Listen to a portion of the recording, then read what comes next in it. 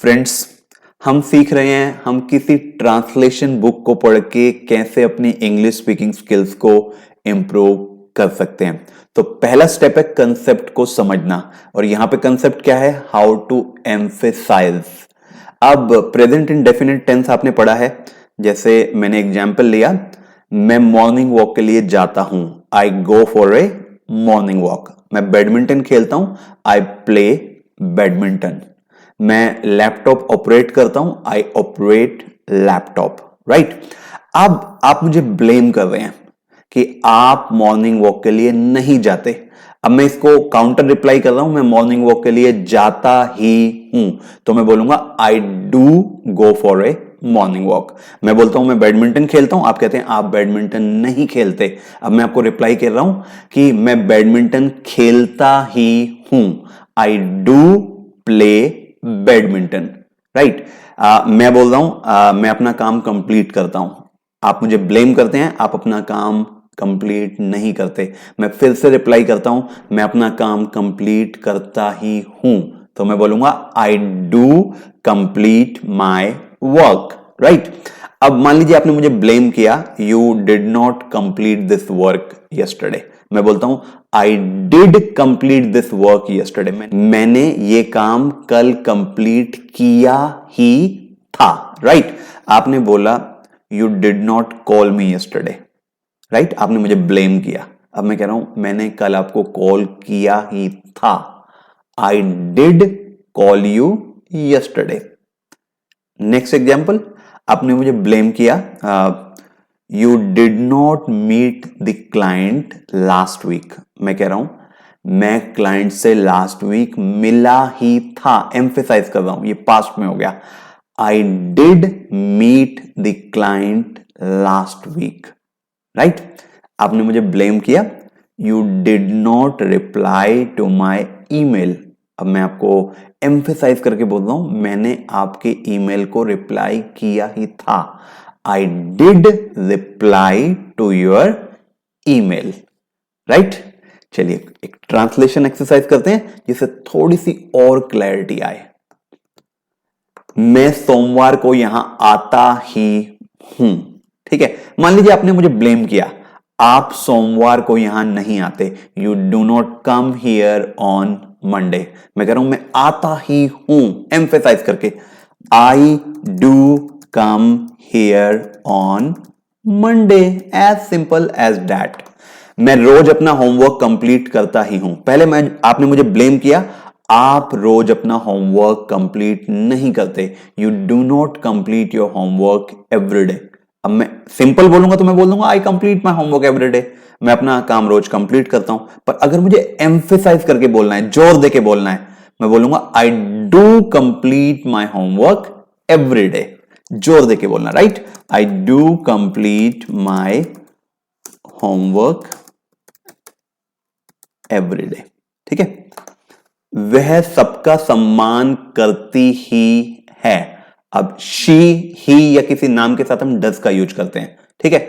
मान लीजिए आपने बोला कि वह किसी का सम्मान नहीं करती, she does not respect anyone. Right. अब मैं बोलता हूं वह सबका सम्मान करती ही है, एम्फेसाइज करके, जोर देके, शी डज रिस्पेक्ट एवरीवन।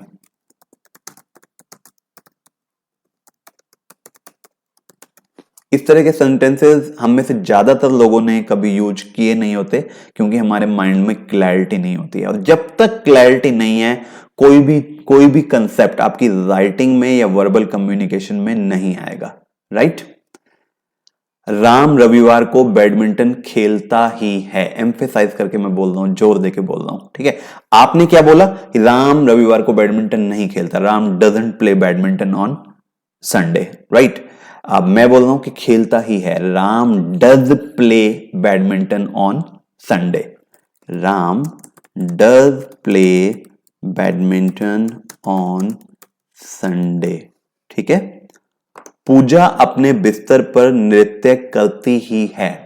आपने कहा नहीं करती, पूजा अपने बिस्तर पर नृत्य नहीं करती, Puja does not dance on her bed. Right. मैं कह रहा हूं करती ही है, Puja does dance on her bed, Puja अपने बिस्तर पर नृत्य करती ही है। आपने ब्लेम किया, मैं काउंटर रिप्लाई कर रहा हूं एम्फेसाइज करके, जोर देके, राइट। पूजा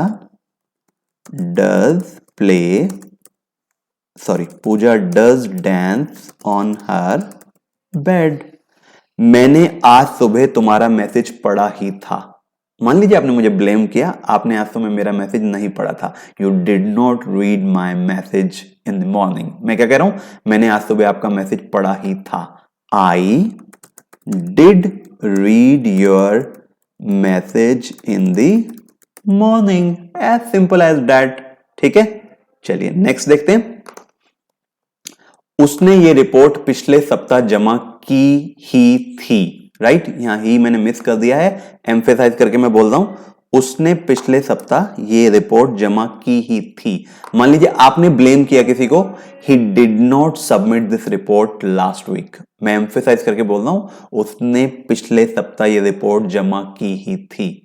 आपने क्या कहा, he did not submit the report last week. मैं क्या बोलूंगा, he did submit the report last week. He did submit the report last week. मैंने कल तुम्हें कॉल किया ही था।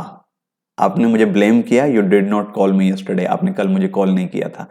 मैं कह रहा हूं कि मैंने कॉल किया ही था, एम्फेसाइज करके, जोर देके। आई डिड कॉल यू यस्टरडे। ठीक है, पार्टी में जरूर शामिल होना। शायद आपने ये इनविटेशन कार्ड पे पढ़ा भी होगा, राइट। आपको मतलब समझ में आया या नहीं आया वो दूसरी बात है। Do attend the party, party में जरूर शामिल होना। Do attend the party. Next, अपना जन्मदिन जरूर मनाना। Do celebrate your birthday. मेरे घर जरूर आना। Do visit my home. ठीक है, चलिए अब स्पीकिंग की एक्सरसाइज करते हैं, क्योंकि बिना स्पीकिंग की एक्सरसाइज के आप इंग्लिश स्पीकिंग कभी नहीं सीख सकते। आप जितनी मर्जी बुक पढ़ लीजिए, आप बचपन से यही गलती करते आ रहे हैं। आपने बहुत सारी ट्रांसलेशन की एक्सरसाइजेस की हैं, आपने टेंसेस सीखे हैं, मॉडल वर्ब सीखे हैं, दुनिया भर के कंसेप्ट सीखे हैं ग्रामर के, पर इंग्लिश बोलने की कोशिश नहीं की। अब आपने ये मिस्टेक दोबारा नहीं करनी है। चलिए स्टार्ट करते हैं। I do come here on Monday. Your turn. Next, I do complete my work every day. Next, it was homework. She does respect everyone. Your turn. Ram does play badminton on Sunday. Your turn.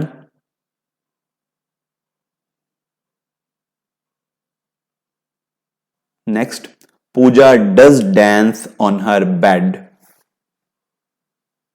Your turn. Next, I did read your message in the morning.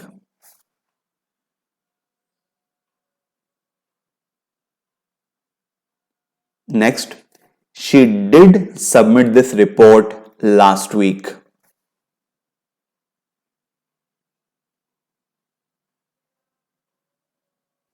Next, I did call you yesterday.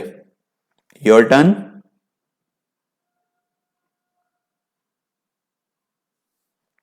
Do attend the party. Your turn. Do celebrate your birthday.